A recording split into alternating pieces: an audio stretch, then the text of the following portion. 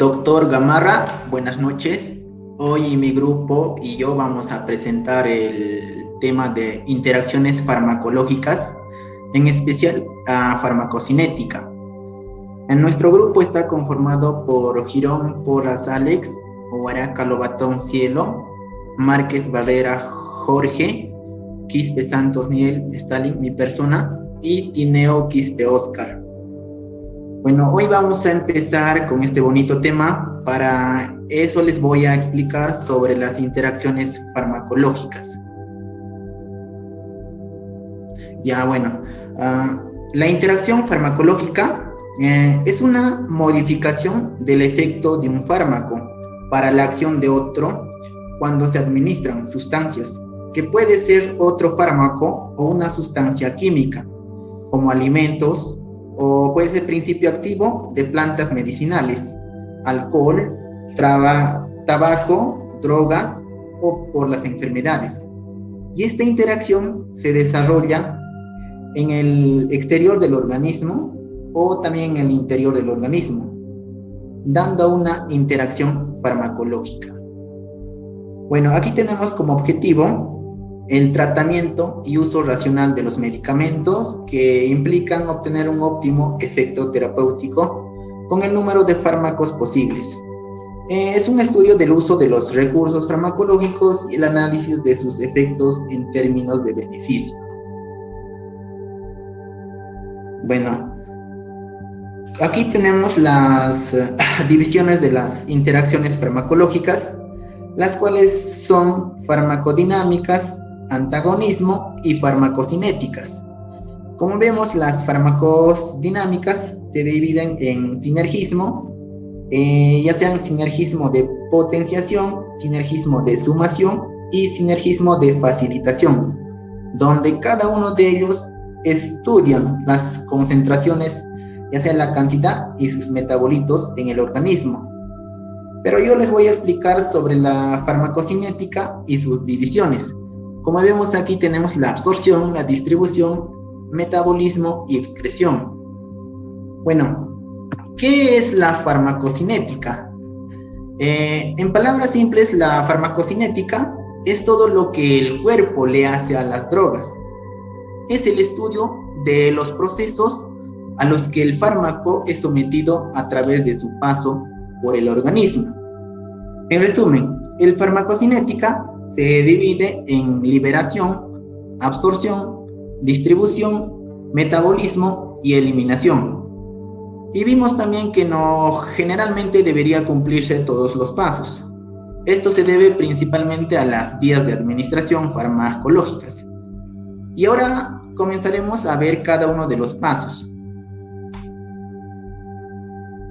Bueno, comencemos con la liberación. ¿Cómo definimos la liberación? La liberación dentro de la farmacocinética, bueno, esto se define básicamente como el conjunto de procesos que describen la salida del principio activo de la forma farmacéutica en la que se administra. La forma farmacéutica puede ser una cápsula o puede ser un comprimido o también puede ser una solución. Básicamente la liberación se define a partir del ingreso del fármaco hasta que llegue a un órgano.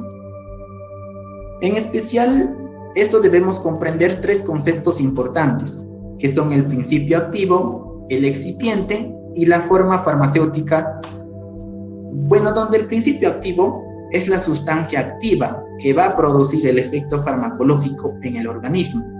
Como un ejemplo puedo dar al naproxeno o al ibuprofeno, ya que estos solo son analgésicos o son antiinflamatorios. Y también tenemos al excipiente. Este es una sustancia inactiva usada para incorporar el principio activo, la cual no tiene ningún efecto farmacológico. Es aquella sustancia inactiva que acompaña al principio activo. Un ejemplo podemos dar por ejemplo, los saborizantes. Y finalmente tenemos a la forma farmacéutica. Bueno, esto se define como la disposición que van a adoptar el principio activo y el excipiente para formar un medicamento. Como ejemplo podríamos poner o sea, que esto se divide más que nada en sólidos, en semisólidas y líquidas.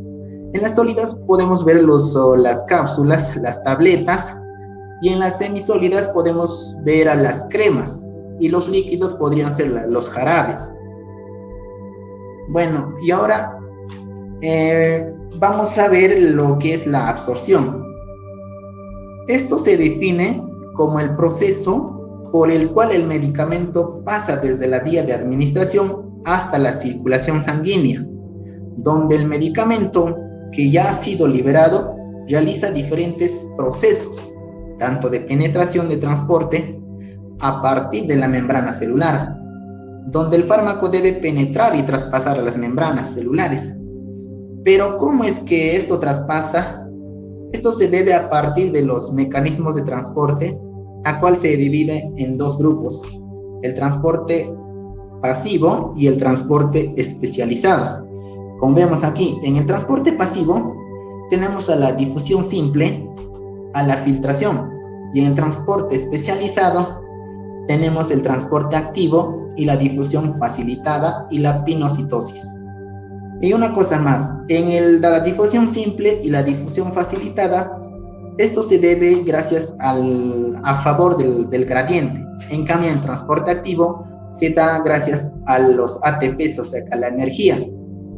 Y para esto también tenemos otros factores que modifican la absorción, como tenemos la solubilidad, que es el liposoluble y la hidrosolubles. Y también tenemos los ácidos y bases débiles y ácidos bases fuertes. Y tenemos a la formulación, que es la sólida y la líquida. Como vemos aquí, como ya dije, las tabletas y las cápsulas. Y en la líquida a la suspensión o a los jarabes. Y también esto, o sea, que también hay otro factor que ayuda en la circulación, o sea, que cuando hay mayor flujo de circulación, mayor va a ser la absorción. Y también implica en el área en el área específica y en el tamaño de las moléculas. O sea, cuando el fármaco tiene una molécula muy pequeña, mayor va a ser la absorción. Bueno, ahora la siguiente vamos a ver sobre la distribución. Bueno, esto se define como el proceso por el cual el fármaco pasa del espacio intravascular a vasos sanguíneos, hasta las células de los tejidos corporales, para ejercer. Bueno, ahora como el fármaco está en la circulación sanguínea, y este comienza a viajar y dirigirse hasta llegar a los tejidos, para que se cumpla con sus funciones. Como vemos aquí tenemos un torrente sanguíneo donde están incorporados las proteínas, donde las proteínas almacenan a los fármacos.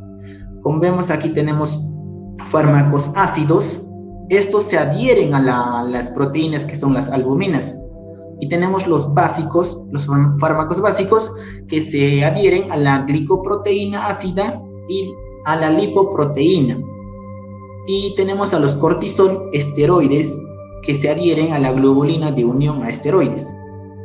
Bueno, pero esto, ¿qué es? ¿Por qué se adhieren? O sea que esto más que nada se adhieren para que se haya un almacenamiento de fármacos. Como sabemos nosotros, solo el 60% que el 60% de fármacos se almacenan y solo el 40% de fármacos son liberados para que haya una distribución de las drogas a los diferentes órganos.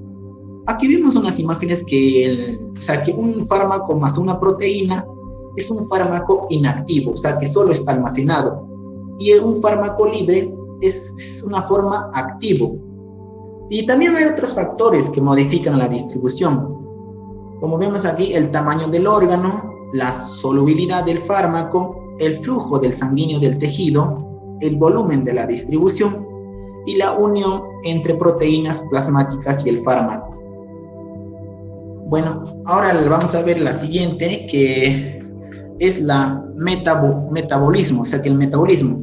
Bueno, esto definimos como un conjunto de procesos enzimáticos por los cuales un fármaco sufre diferentes biotransformaciones que originan la formación de metabolitos, ya sean activos o inactivos, de mayor solubilidad.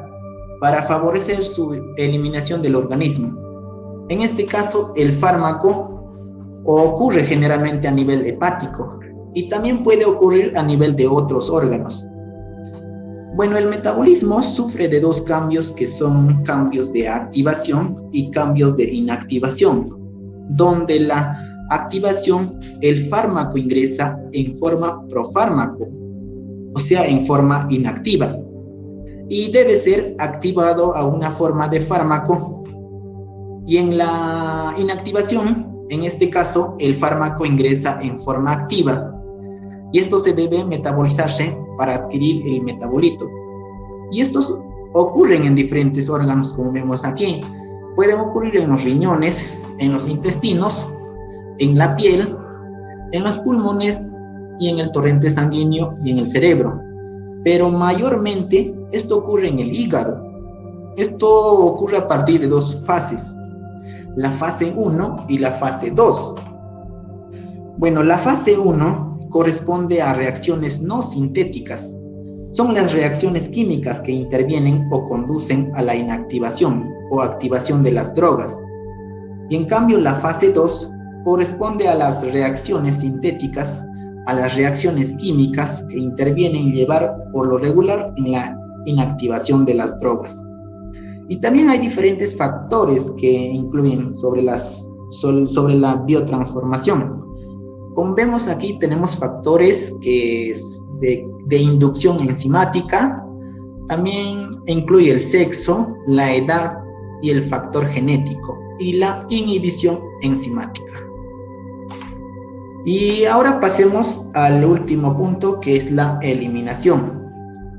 Bueno, esto definimos como el proceso por el cual se eliminan los medicamentos y sus metabolitos del organismo, y es la salida de todos los fármacos hacia afuera del organismo.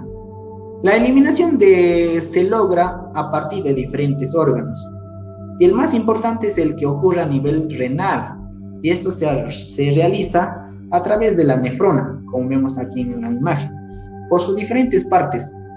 Aquí vemos que tenemos el glomérulo, la cápsula de Bowman, el túbulo proximal, el asa de Henle y el túbulo distal. Y esto se da a través de tres pasos.